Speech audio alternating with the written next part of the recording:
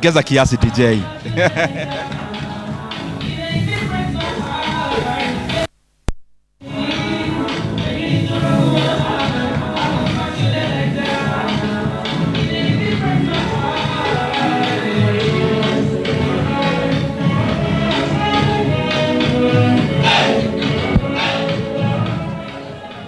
Thank you very much.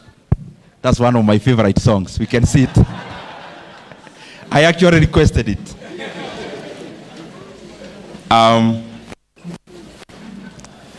Our Vice Chancellor, Professor Engineer Peter Mushiri, the Chair of our alumni, Bwana Kihonge,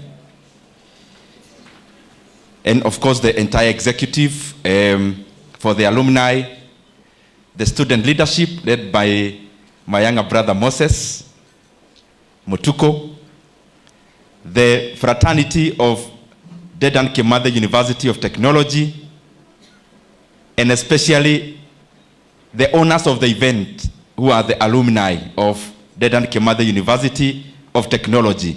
Good evening. Dekutu oye. Dedan Kimathi oye. Asante sana. I have a request to make before I continue. That if you have something called an honorary alumni, I am requesting that I be put in that list. And I promise to be contributing like the normal alumni, so that I get associated with this very great institution. I came with many friends, but I'll just recognize two of them to represent all the others. Harin and your brother, please stand up and come here.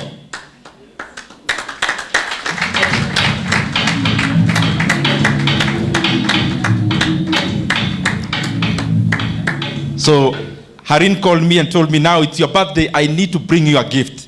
And I told him I'm coming to this function. He actually told me because he had seen online. He told me, I'm already here.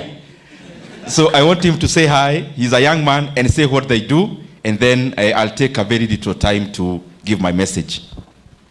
Good evening, everyone. Good evening. My name is Harin Majevdia. Me and Harsh are twin brothers, identical twins. And we are local manufacturers of pharmaceuticals. Tunatengeneza dawa hapa Kenya. Na raundi tumesema bye Kenya. Bye Kenya. Ndindi Nyoro hoye. Ndindi Nyoro hoye.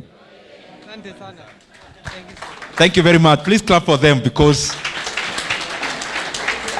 I needed them to say that part of manufacturing because it's very close to my heart. I want to appreciate all my brothers and sisters who are on stage before us and the VC, and of course starting from Kihonge and all the others, Gitau, Dixon. I listened to your message, and I have to say that you actually took time. I get invited to many places to talk, and out of that experience, you can tell a person who was told, kuja kuna function, anakitembea, haraka haraka, but you can tell a person who took time to give value to the people he'll be addressing. So I want to commend you for that, because I listened, I also learned. And I hope we all took note of the issues of tax and also the issues of leadership, which you took too much time, my brother, to research. And I hope you all benefited from it. Now, if I were not a politician, I would definitely be an entrepreneur on a much higher scale than I am today. Because if there are some things I do and I feel like I'm in holiday, it is about tech, about money. That is when I'm not talking about economics and politics. And when I was seated here and listening to all the presentations, I realized there is so much I didn't know about Dedan Kimathi University. And please, VC, at your appropriate time, invite me to the institution to come. Hata kuona peke yake. I went to KU for my first for my undergrad, and I want to tell you here, standing proudly, because you are a Kenyan institution, as an alumni of KU, which is much older, much more solid in terms of years it has taken, I can guarantee you, because siwachochi munajua, the Alumni Association of DECUT, we can only learn from you as KU alumni.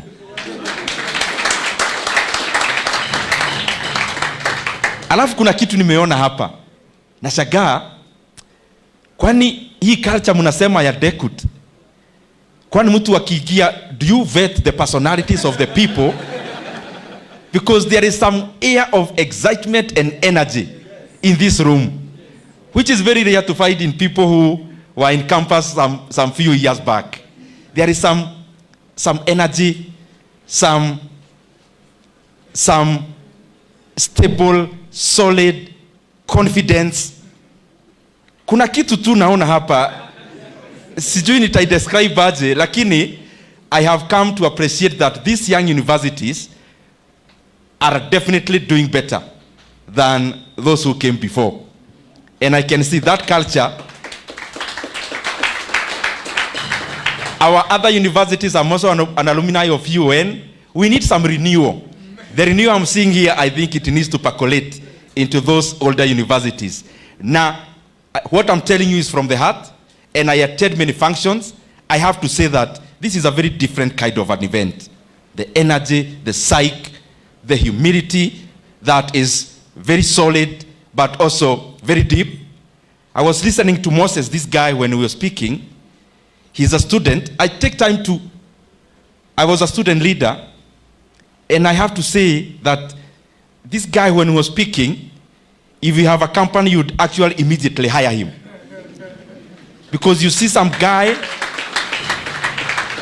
who knows what he's saying, but he's not rubbing it on your face that he actually knows what he's saying. That kind of confidence in knowledge and depth, I can tell you, is not very common, but I find it very common in this hall. The other thing that has made me very excited is that when I go out of the Kenya, I mean, I think ni sisi watu tumetoka mashinani saa zingine tuko na hiyo tabia, brought up in rural areas. When I'm even going for a holiday somewhere outside the country, when people are talking about to go see wanyama and the rest, I also do something called economic tourism. I don't know whether it exists in the line of tourism.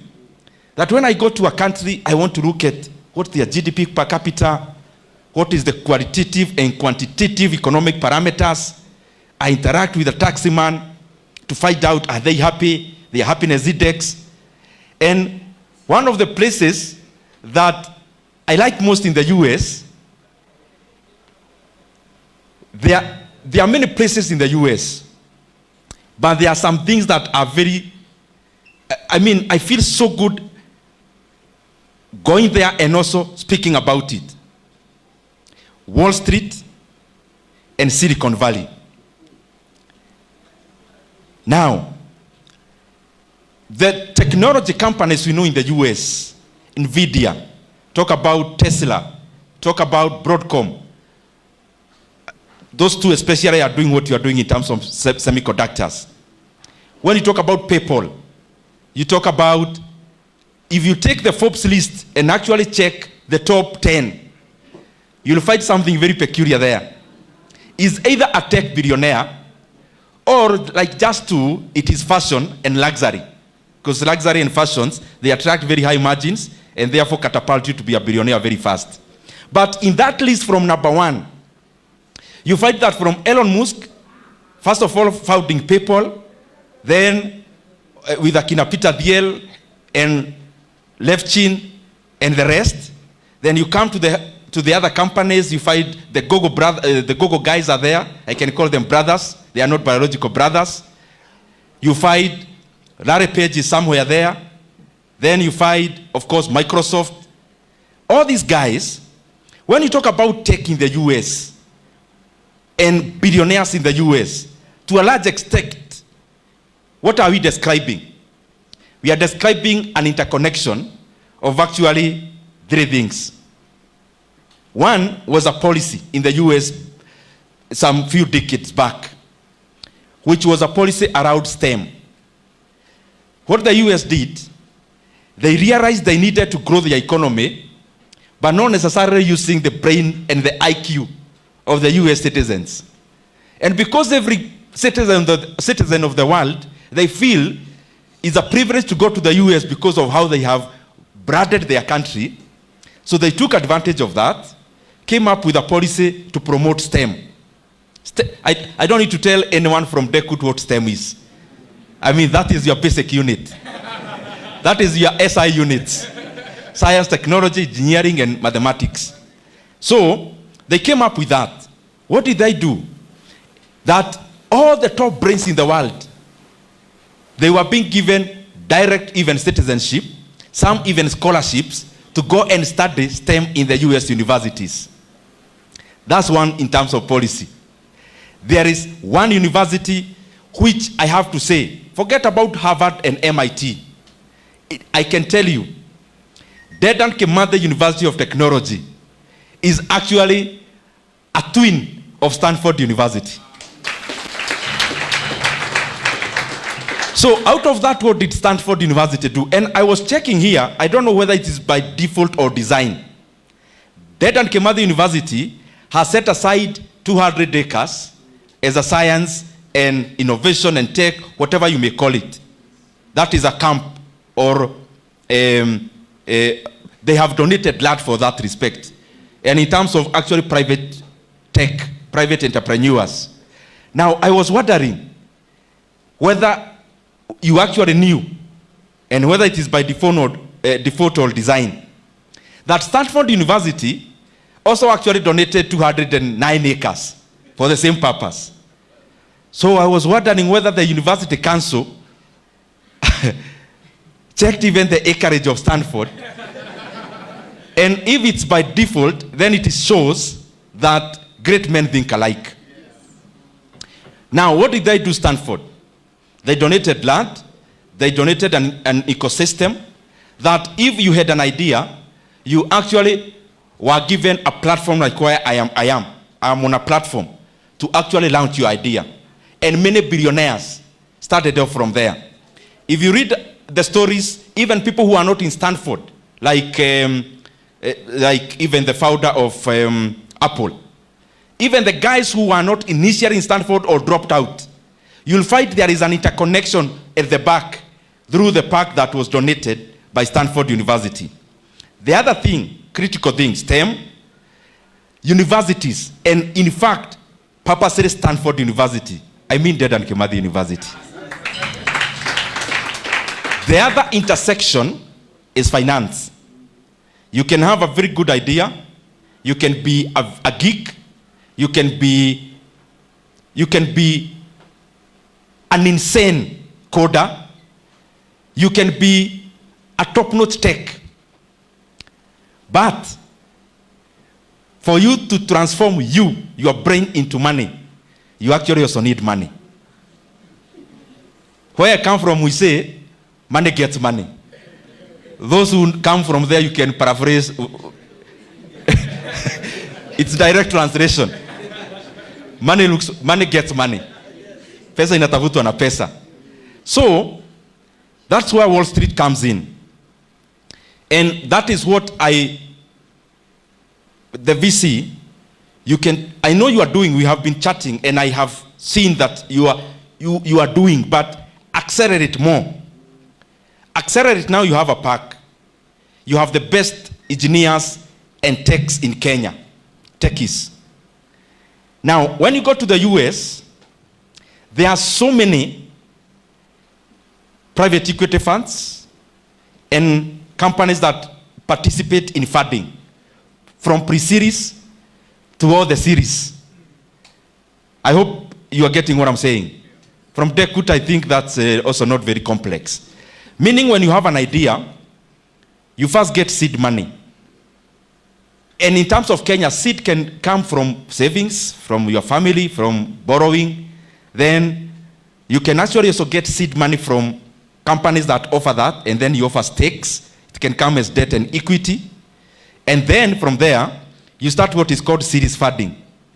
Series funding is when then some other guys now start recognizing, oh, there is that lady who is making this product that was being described by Prof. And because we exist in an economic market where it is selfish and where motivation to make money makes everyone to do good, then a person with the money sees the idea, and because they want more money, they look for you to inject some money for you to make money, but they also make money.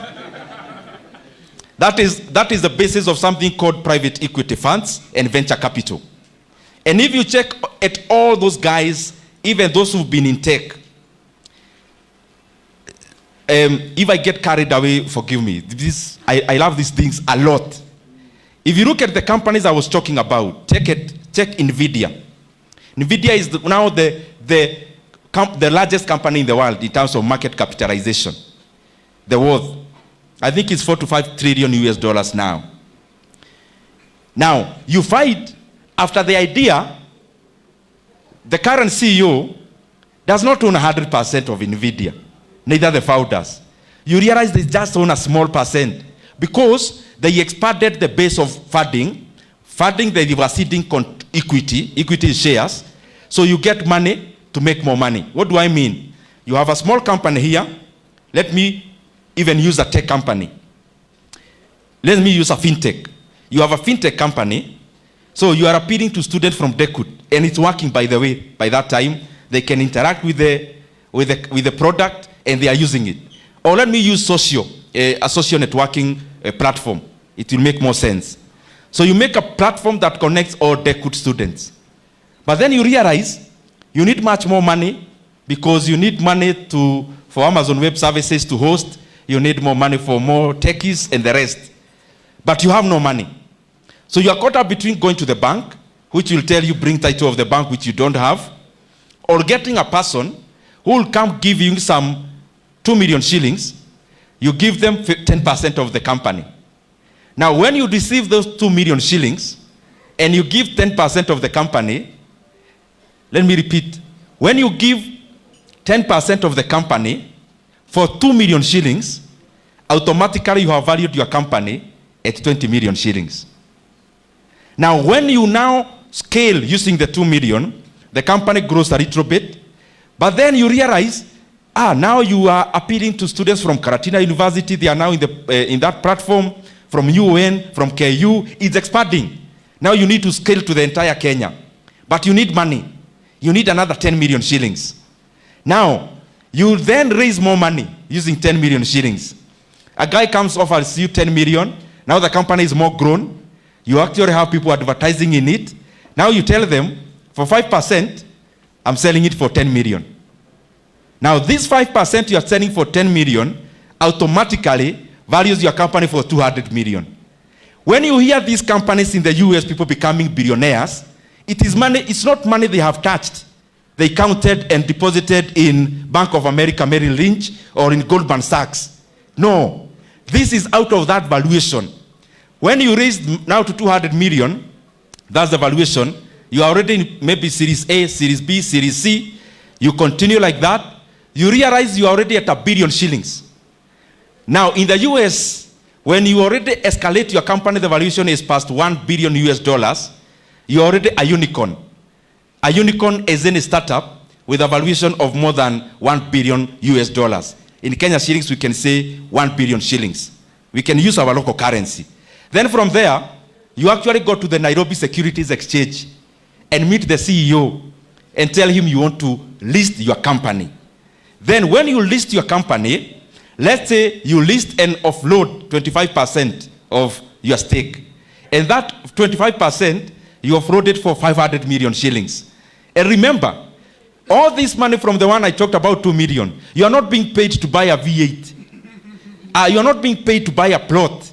You are taking back money to scale your company further. So you become actually a billionaire without necessarily having money. So when you list now the company, you become liquid. Your company becomes liquid. You can now afford to sell 1%. Now buy in a house in Muthaiga.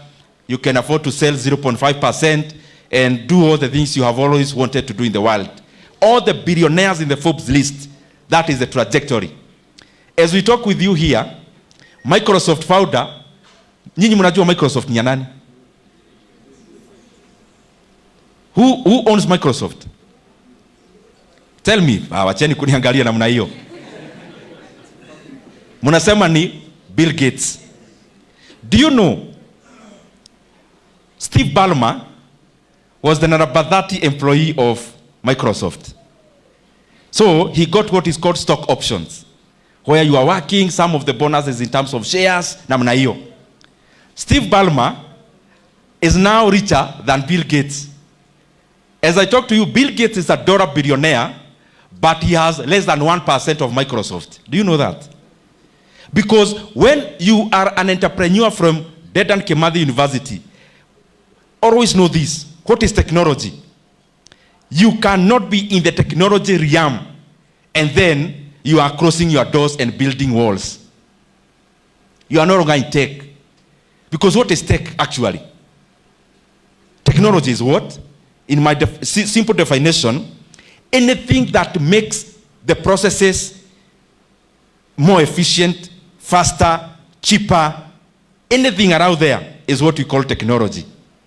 And technology, to make sense, has to be scaled. And for you to scale, you cannot continue to say, hii idea ilinisumbua sana nikikuja nayo, coming up with this here product. You guys, you don't know how many nights I took. Me, I can't allow anyone to come into my company. I can't. Nilipata stress sana. You'll have your company, 100% of it, but you'll still be selling in chama your products. But you get financing, you broadcast your idea, you broadcast your product, you afford even sales and marketing, you afford scaling in terms of manufacturing, and you get much more valuation and you get richer faster. Niko karibu kumaliza. And by the way, I have given you homework. Go check, because there is no other university to talk about this in Kenya more than Dedan Kimathi University. From tomorrow is Saturday. Take time to just go Forbes list. Ukiweka Forbes real-time list, it brings you billionaires in real-time world. Wa kwanza utaona ni Elon Musk. So study them, 100 of them. You realize those people are alumni of Dedan Kimathi University. Of where they come from. You realize they are thinking, how they are made and wired is about Dedan Kimathi. The reasoning I have seen is the reasoning of Peter Thiel, of Levchin, of Twitter founders, of Microsoft founders, of Steve Jobs. The reasoning. What I have seen here, somebody who is sane, but doing things that would pass as not very sane. Because you can't be above the average when you are appearing very average, even in the way you do things. Now, I know when I was invited by Kihonge, he invited me because he thought I would talk about one specific thing. And looking at your eyes, if I sit down without talking about it, I'll have wasted your night. Because beyond now, what I was talking about can pass as entrepreneurship. There is some part of investment about it when you are investing now in the ideas of others. So I'll talk about investments as I close. Alumni of Dedan Kimathi University of Technology. Just like many other alumni of other universities, we get a job. This table here, they are all working, and those who are not working in a company, they are doing their businesses. How many people are working here with a salary? With a salary end of the month. Na musinifiche, Anyone who is working? That's a very good thing. Now, hii swali ya pili, najua mtaficha white lakini msinifiche. How many of us here have a loan? A loan of any kind? From Sacco, from the bank, from a Shyrock, from Fuliza?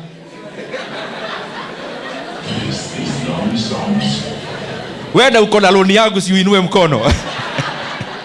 Please, anyone with a loan anywhere, in an institution, whether a Sacco, you know, unajifanya ati unajua misi yangu sio ya bank, naongea hata hiyo kwenye ulichukua ndio nasema. Anyone with a loan anywhere, by a show of hand, including VC, I know he has a loan.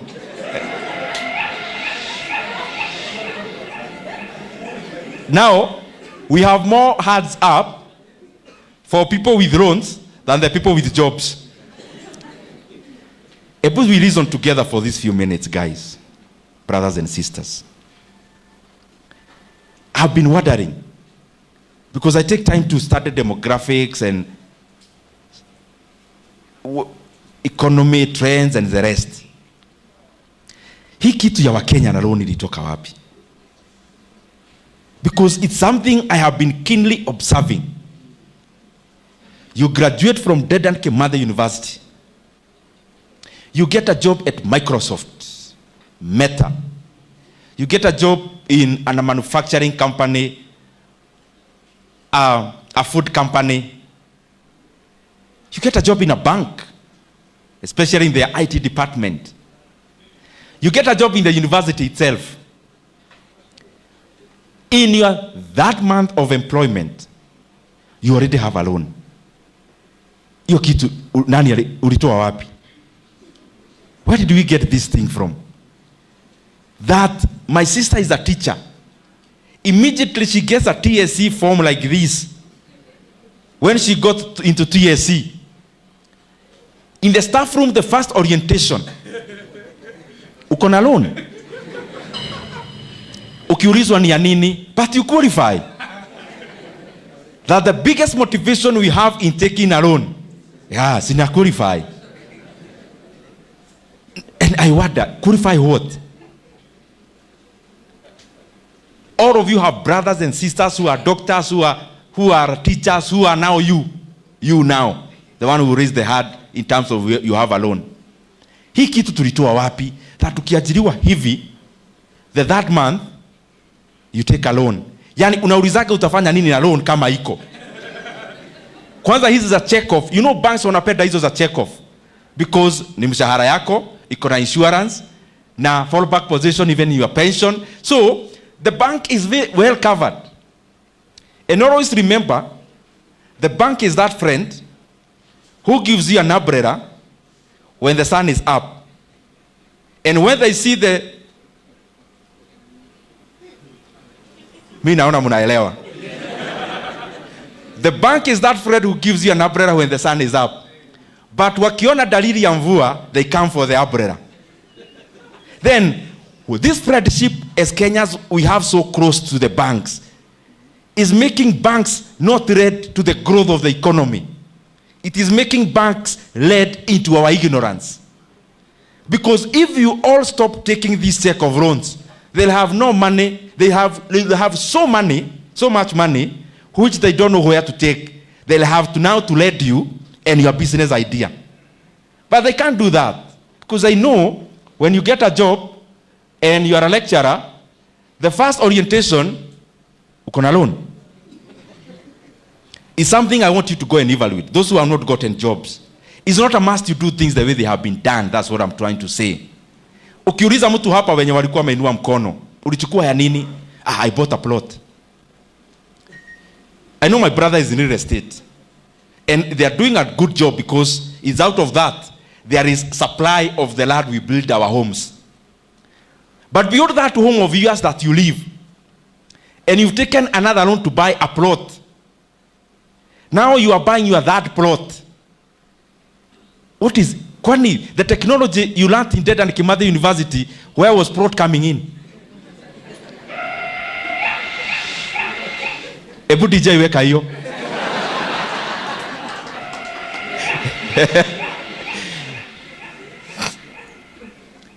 Now, you are a teacher. You already have a home or you are renting. It's not even about a home. The first loan you take in the staff room, kwanza mnaleteagwa staff room kujaza hizo forms na watu ya bank. And you buy, kwanza unaambiwa sikanisha hizi bili. Unajua nimeangalia map, kuna jengo rami hapa hivi karibuni. Which is all good for sales. Lakini can your reason for taking a loan and buying a plot only be, I was told it's good to have a plot. That my mother told me ni vizuri ukipata kazi unakuwa na kwetu tunasema teri, unakuwa na udongo. And na hakuna mtu anakusikiza. That you know that and you know it. It's something that I am shifting to you. Go and do some analysis. Does it actually make sense? When you buy from Kihonge, the first plot that you build your home, the second one you are buying is for what? You know what he will tell you? It's an investment. And we are told, land never loses. Land never loses. Try to sell the plot you bought last month. For the same money you bought it. Try to sell it. The one you bought last year, try to sell it. Our brothers and sisters in real estate are buttressing. They are doing a good job in having supply of land in good quantities. And therefore, standardizing the prices of land. But beyond the home you are building, how comes Elon Musk is not obsessed with having plots? Bill Gates is now only enthused about land the other day for other reasons, maybe scientific ones. Now he is one of the biggest landowners in America. But it's after he made all the money.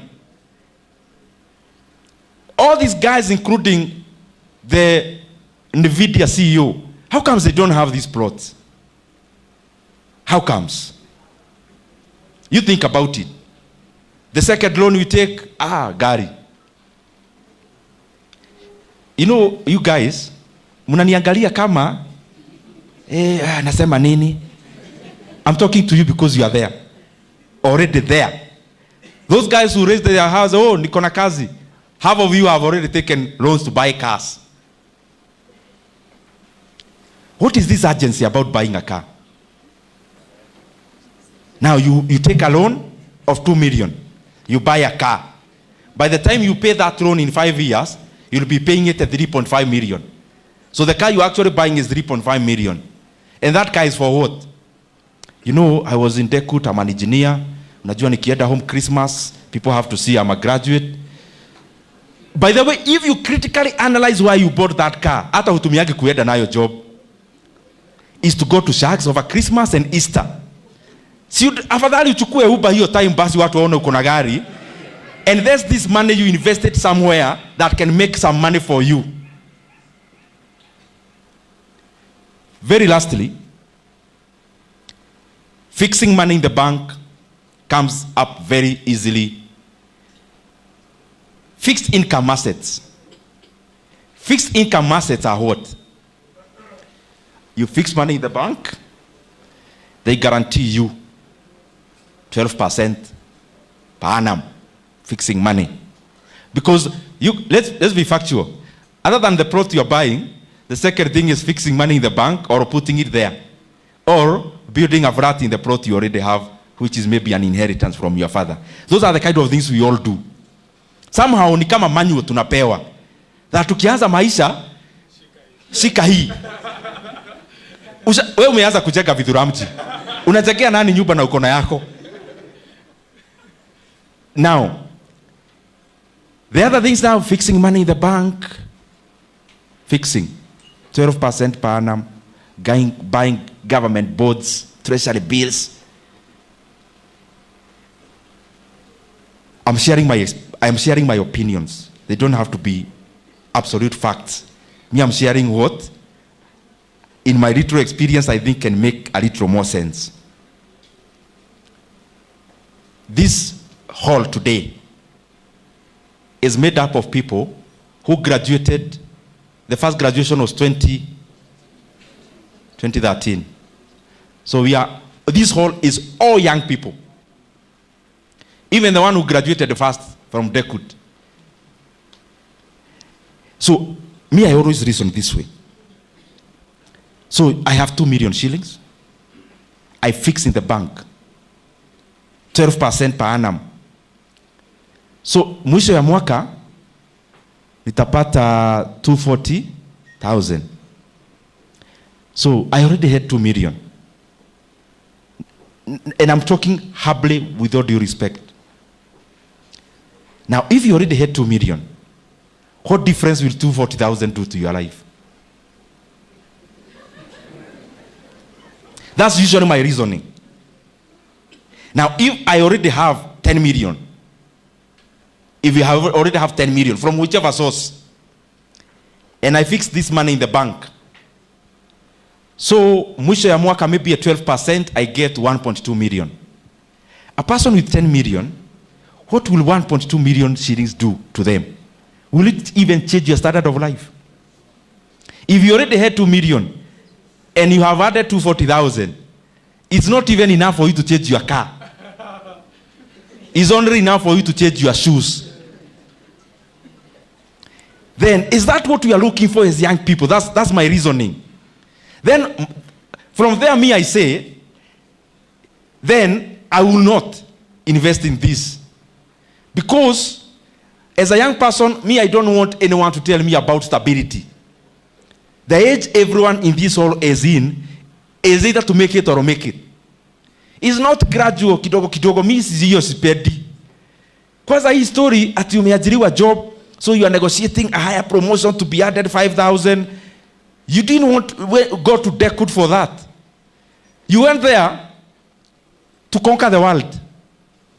And by the way, that is the reason I always vouch and actually do invest in the stock market. That's the reason.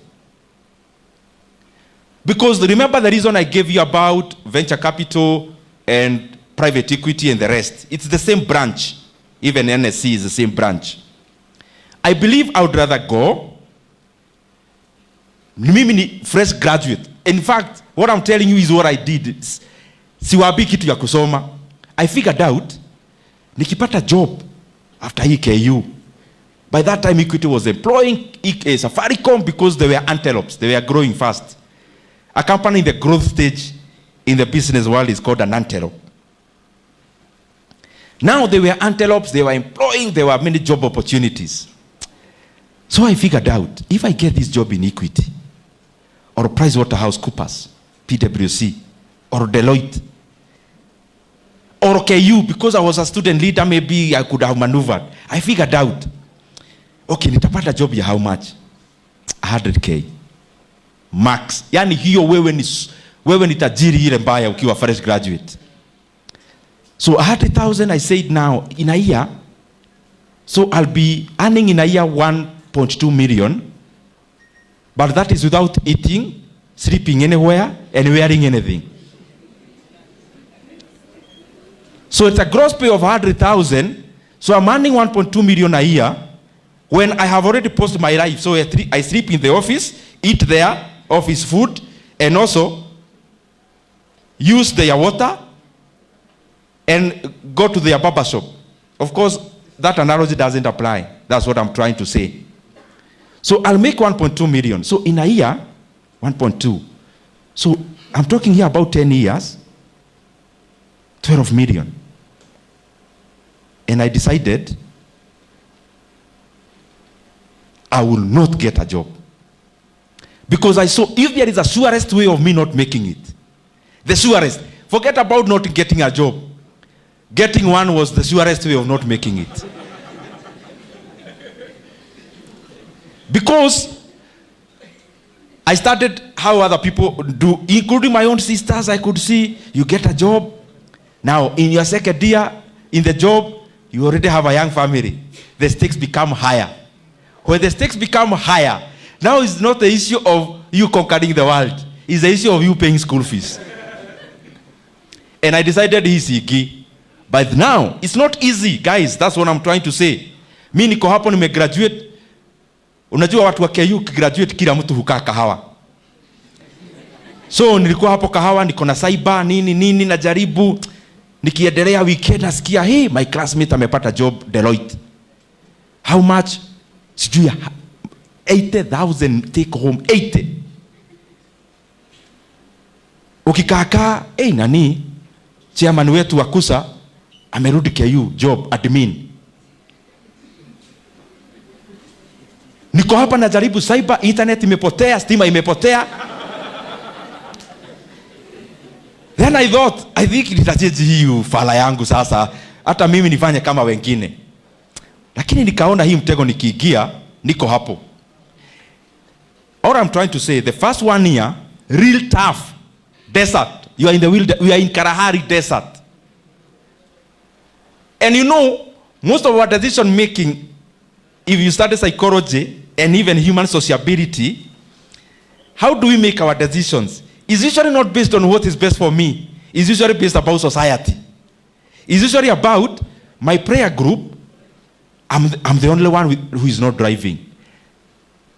Do you know, by the way, those are the basics of our decision making? You know, I go to church, ACK, now, kwa youth ya hiyo church, you know, I'm the only one who is not buying a plot. And that becomes the primary decision making organ of a whole graduate from Dekut who did technology and engineering. I'm speaking to myself also, so I'm not pointing to you, peke. So, what am I trying to say here? Mi niliona story ya kazi, nilijiuliza, wapi tushaisikia mtu ametoka hii dunia kwa sababu hakupata kazi? Then if that is not one way of eliminating my existence, then I'm not getting one. Why? Because getting one ni kukaa tu hoyae. That's my belief. That's what I thought. Ni kukaa tu hapo. I have given people, my parents, the right to say my son works for Barclays Bank, my son works for this. You have given them that. But you are in a trap. Now, coming to investments, that's the reason I actually invest in the stock market. Because is it I put money where I'll get so much money, or I don't put? Now tell me that, yo, invest hii kitu inakupea 20%. Me, I'm not looking for 20% annum. I'm looking for more. The beauty is that those opportunities are there. And then when you're buying shares, don't look at you're buying, you know, people imagine shares are these things people trade forex. No. Shares is, we are in this hotel today. This hotel has ownership. If it's owned by 10 people, those are the shareholders, they are owners. So when you're buying shares, it is like you are replacing one of the 10. That's how shares market is. You are replacing that other shareholder because shares are not created for you. You buy ile iko na huyu na huyu na yule. Why so? Again, when you are investing, you don't look at trading. And I keep asking myself, and I am asking you, when you buy a plot in Ruaka or in Kroiro or in wherever other place, how comes you don't call your broker of the land every day to ask them, hey, bei imefika wapi? When you say, we buy a plot ya 2 million, hausubuagi watu kila siku, huko plot ziko pesa gapi? You buy and you chill. That's the same way of investing in the stock market. You do your research, you buy the right company, and because you know you bought the right company, then you don't keep on checking the price every now and then, because you know you made the right decision. So what are the kind of things I look for when I'm buying those things? Stock market, because I'm giving you the abstract as I finish, you go study by yourself. I can't tell you which year to buy, because you're already a graduate. So you must know which one to buy, but through which parameters. You study the global market. I also do that. It's not rocket science. Anyone who did these heavy courses of Dedan Kimathi, you'll find analyzing investments like walking in the park. You'll find it like going to see giraffes in Dedan Kimathi. It's that easy. You study the global market. Like I saw the Federal Reserve this week. They lowered the Fed rate.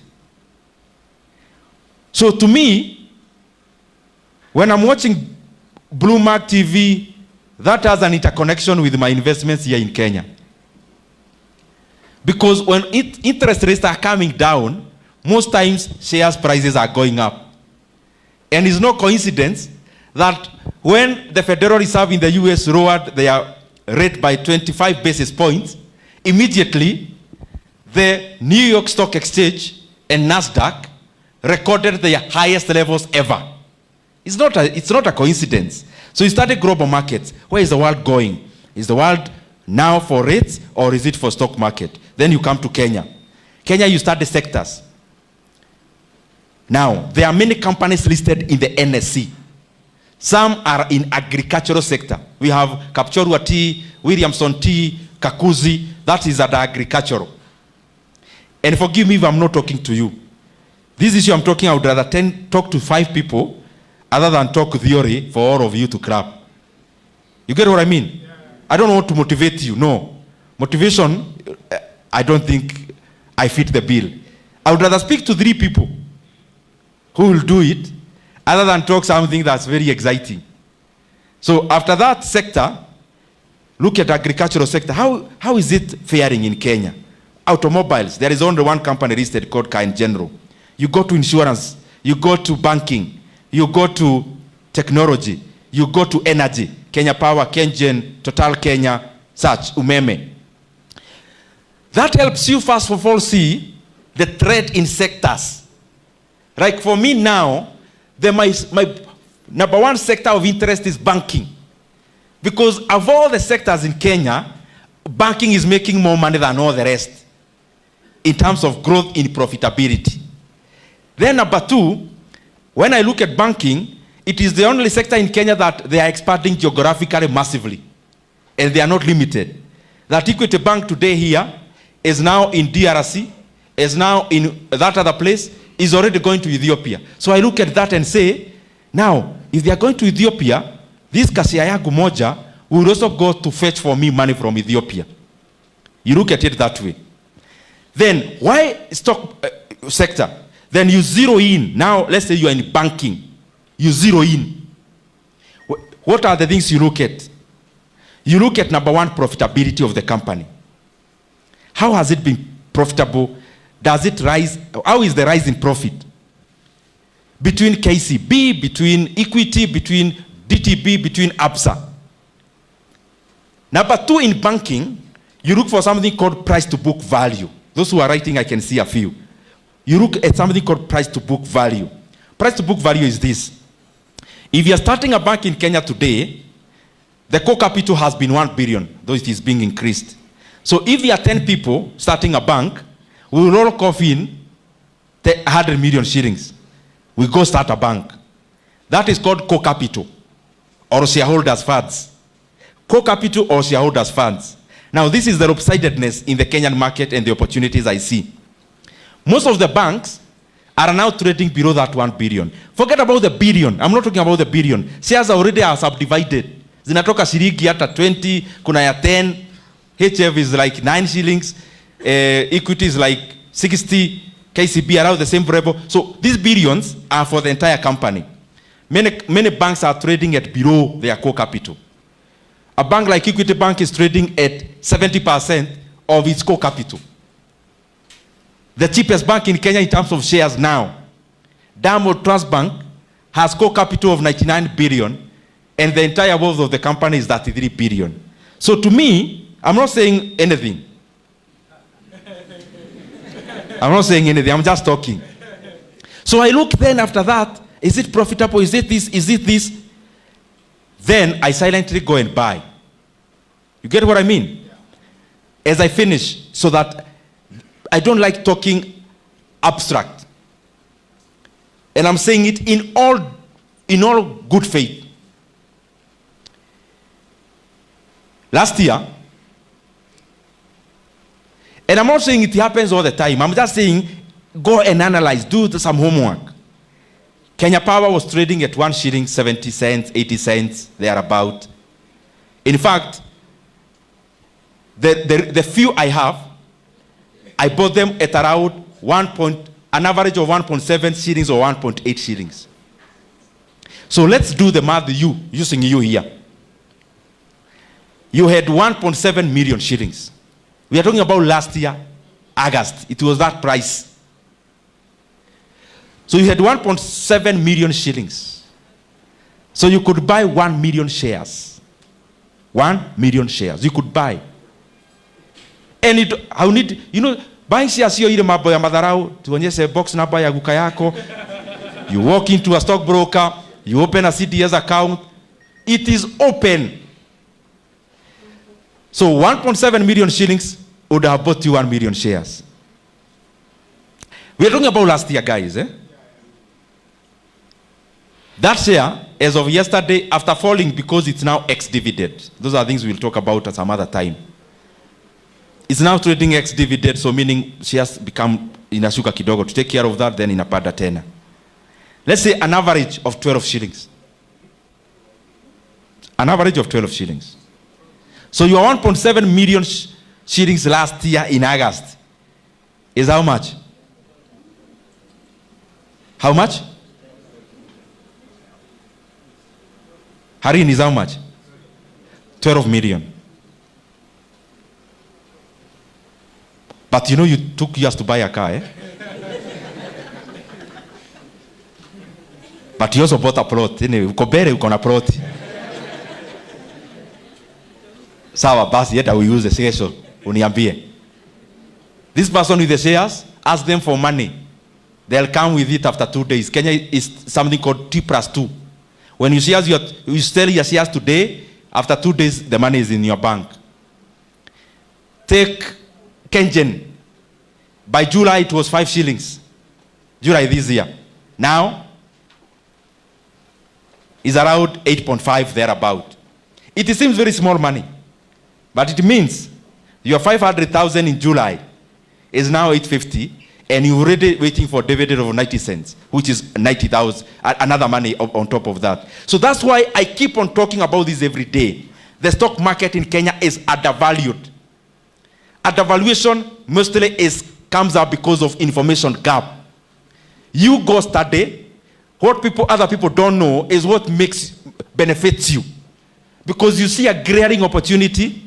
When you see a glaring opportunity, you take note, you act, but other people are still buying plots and cars.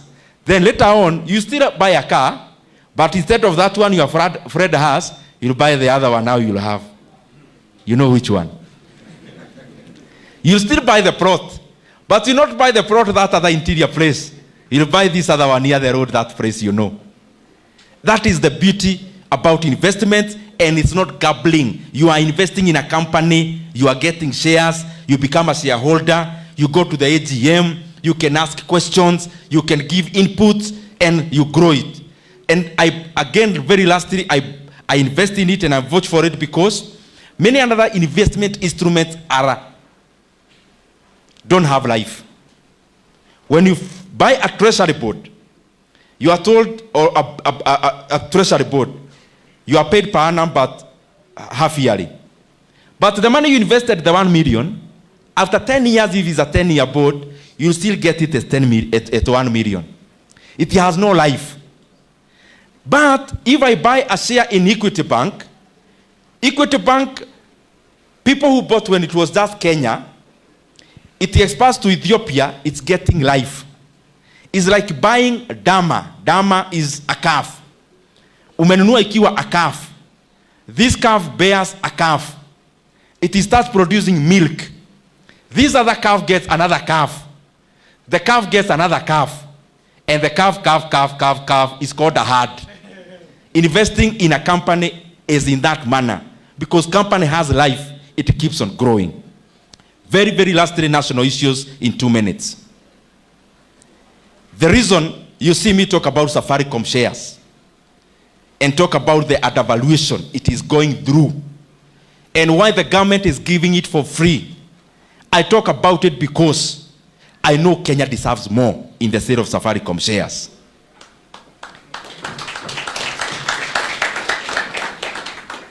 We are being told we are selling a share at 34 shillings. Ama hamjasikia share zenu za Safaricom zinauzwa? You know, inaweza kuwa maybe nimekuja hapa kuwapea story, mshakae kwani nauza SIM cards. shares za Safaricom serikali iko na 35%. Sasa inataka kuuza 15%. Na hakuna shida. In fact, that's not even the argument.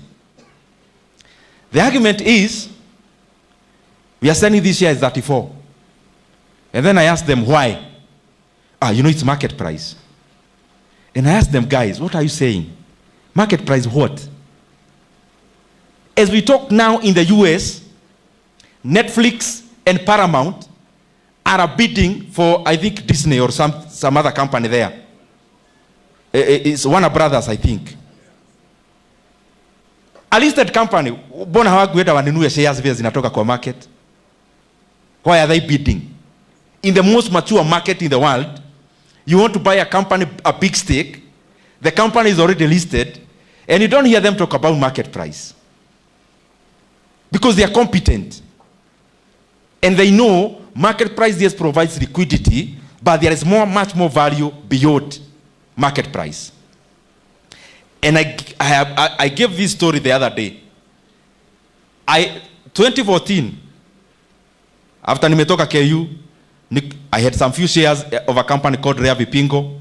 It was 27.5 shillings.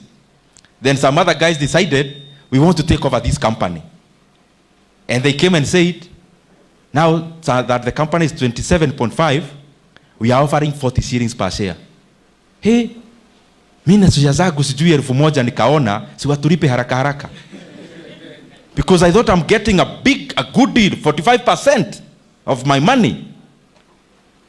Kama tumekaakaa hivyo, Chris Kirobe mwenye mnamjua na kampuni yake ya Centum wakaenda CMA sijui wapi tukasikia no. These guys had given a bid of 40. Centum have given a bid of 50.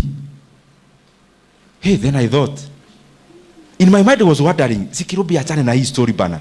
Atadelay hawa watu wa change mind. That was what I was wondering. But Kirobe put up a bid of 50 bob, Centum. Within a few days, another company called Vania put in a bid of 55. Mimi na tusia zangu, unajua mimi nafanya tu hesabu yangu that time. 1,000 shares, I bought at 27,500. So this is already 55. This guy should stop the show. Me, I need this money now. Haya, mimi nikifikiria tumefika mwisho. These guys who had offered 40 bob offered 70. But then they sat down with Chris Kirobe. They told him, please, Rafiki, withdraw your bid. Because hawakuanataka mzozano tena past that. Kirobe told them, no, fine. On behalf of the other shareholders, we are offering 70, but also me, as a person who is bidding Centum, because you have so much land in Vipigo, you are going to sell me 10,000 acres for an 80,000 an acre.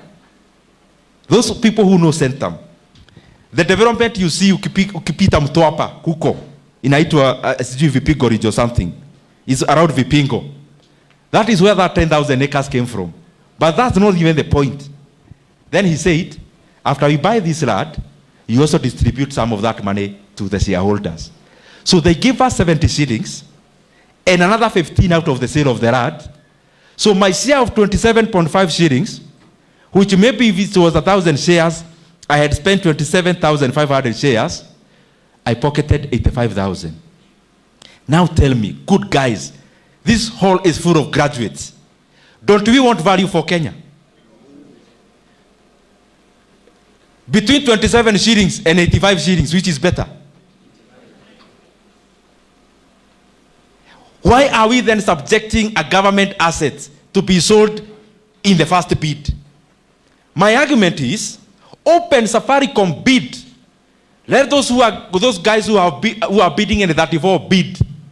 Give MTN, is also a telco, an opportunity to bid at maybe another price. Give Etisalat an opportunity to bid at a higher price. Give KKR, it's an investment company from the US, an opportunity to bid. Give Blackstone, give BlackRock, and all the other investment companies.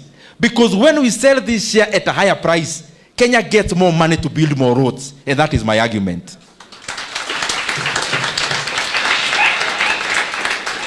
And anyone who would not want to do that, there can only be one reason, that they have self-interest inside of that bid. If there is no self-interest, who have told you that there is only one company that can buy and they are fixed price? My take is open up, sell to people, let's get the highest bid, let Kenya get the best deal out of the sale of Safaricom shares. Na hayo mengi, mimi nawatakia mema. And because you come from the Stanford of Kenya, I wish you future billionaires all the best.